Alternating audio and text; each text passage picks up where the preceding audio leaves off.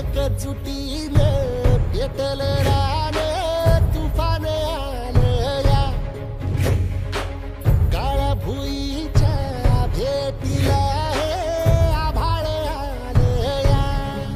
ढेगाळ माय मातीच्या ह्या डोळ्यात जागली या आस घेऊन हात हातामंदी घेतलं